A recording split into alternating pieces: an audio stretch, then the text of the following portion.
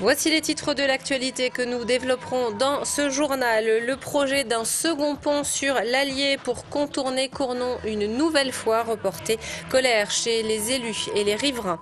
La grande salle de la Maison de la Culture est flambant neuve. Ouverture de saison en début de semaine prochaine avec l'Orchestre d'Auvergne.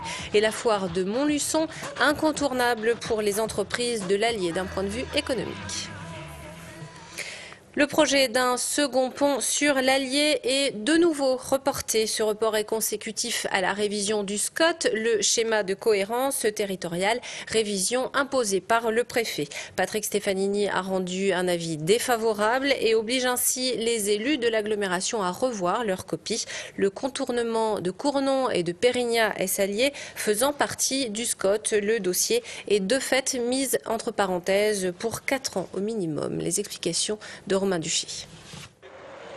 Depuis plus de 20 ans, ces habitants de Cournon se battent. Ils réclament un nouveau pont sur l'Allier pour contourner la commune de Cournon. Le pont actuel est saturé et il commence même à donner des signes de faiblesse avec un tel trafic quotidien. Vous pouvez vous constater par vous-même le bruit et le nombre de véhicules qui passent. Lors de notre dernier comptage, nous avons relevé le passage de 18 000 véhicules, dont 800 à 1000 poids lourds. Aujourd'hui, le préfet demande aux élus de mieux définir pourquoi il y a besoin d'un deuxième pont. C'est comme si les 4 ans de réflexion menés dans le cadre du SCOT n'avaient servi à rien. Le maire de Cournon ne mâche pas ses mots. Moi, je pense qu'on a été pris pour des idiots. Toutes les études ont été faites. Je pense que c'est encore un argument de certains services de l'État. Je ne dis pas de tous les services, mais qui depuis 30 ans ne veulent pas de ce pont et veulent faire une autoroute, parce que c'est ça le fond de l'affaire, c'est qu'ils veulent faire une autoroute qui rejoigne la 71 à la 75 par Cournon, Landes, Orcé, Le Sambre. Officiellement, le projet de deuxième pont sur l'Allier n'est pas abandonné, mais il est clairement mis entre parenthèses. Les riverains et les élus de Cournon envisagent d'exprimer leur ras-le-bol dans les prochaines semaines lors d'une grande manifestation. La nouvelle version du schéma de cohérence territoriale devrait être proposée en janvier 2011. Dominique Bussereau en visite à Clermont-Ferrand ce jeudi. Le secrétaire d'État chargé des transports s'est rendu cet après-midi au salon Agir à Polydôme. Il est également venu assister à la signature du contrat local de sécurité pour les transports urbains de l'agglomération. Il a tenu à rassurer les cheminots qui s'inquiètent également de la création de Ferrovergne, un opérateur ferroviaire de proximité dont le pacte d'actionnaires se signait aujourd'hui en la présence du ministre. Les cheminots ont tort et c'est un fils et petit-fils de cheminots qui vous le dit. Aujourd'hui, l'objectif, c'est d'aller chercher des wagons sur des petites lignes. Et ça, la SNCF aujourd'hui n'est plus équipée pour le faire. Et rassembler des wagons isolés, ça fait des dizaines et des dizaines d'années que ça se fait ainsi aux États-Unis, dans les pays nordiques, en Allemagne fédérale, dans les ports. C'est l'objet de petits opérateurs. Alors, il ne faut pas qu'ils craignent parce que c'est ces opérateurs-là qui vont amener les clients au rail, qui avaient délaissé le rail aujourd'hui pour d'autres modes de transport et pour le camion. Donc au contraire, pour la SNCF, qui veut développer le fret, et le gouvernement le veut également dans le cadre du Grenelle de l'environnement, plus il y aura d'opérateurs ferroviaires de proximité, plus il y aura de trains sur les lignes de la SNCF, et donc en termes d'emploi, plus il y aura de cheminots. Des propos recueillis par Raphaël Poujon. Transport toujours en bref avec la nomination d'un nouveau directeur général de la société d'exploitation de l'aéroport de Clermont-Ferrand-Auvergne. Anthony Martin aura pour mission d'optimiser la gestion des installations aéroportuaires et de renouveler le trafic aérien. Les travaux de la Maison de la Culture de Clermont-Ferrand, initiés en 2007, se poursuivent.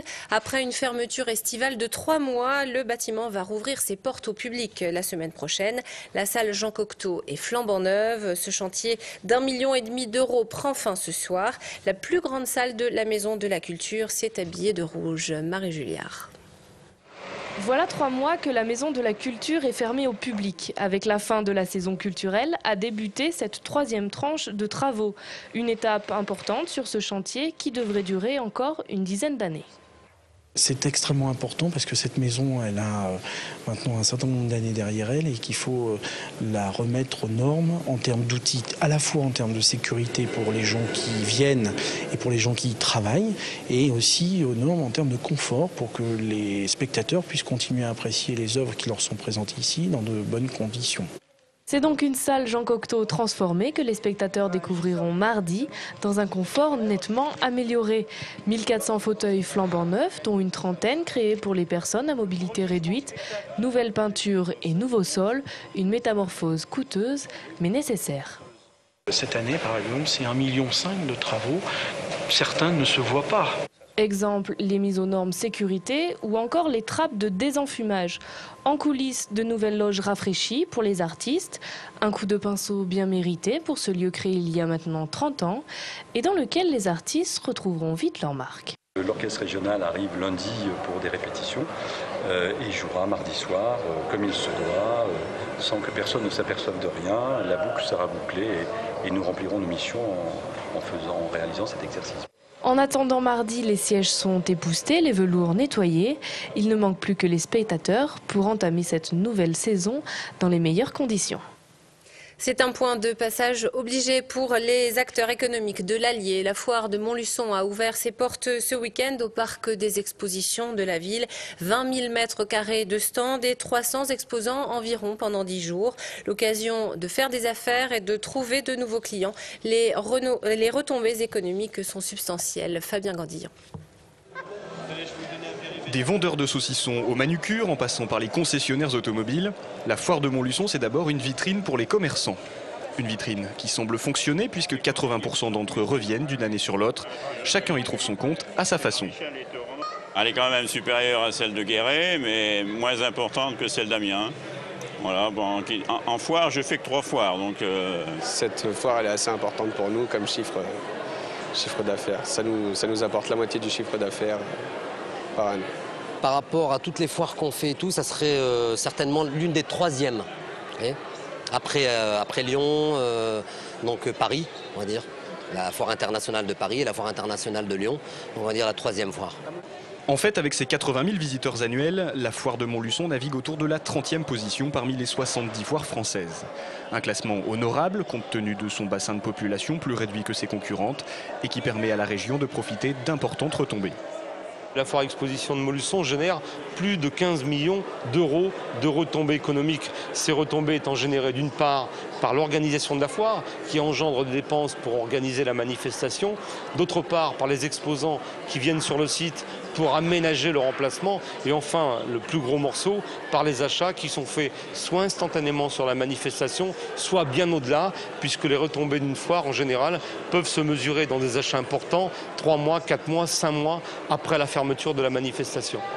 À l'échelle de la région, Montluçon est donc une foire de bonne taille, un bon complément à des événements de plus grande envergure.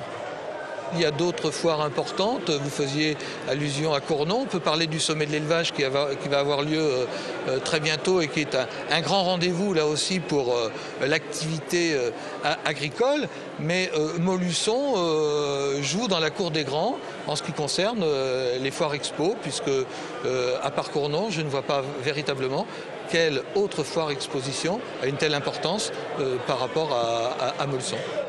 Cette année, plus de 40 000 visiteurs ont déjà arpenté les allées de la foire. Si la fréquentation se maintient, cette édition 2010 devrait être à nouveau un pari gagné.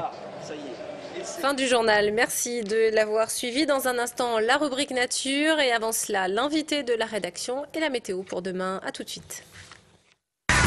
Toute l'actu locale est aussi en ligne. Retrouvez votre JT sur clermontpremière.com.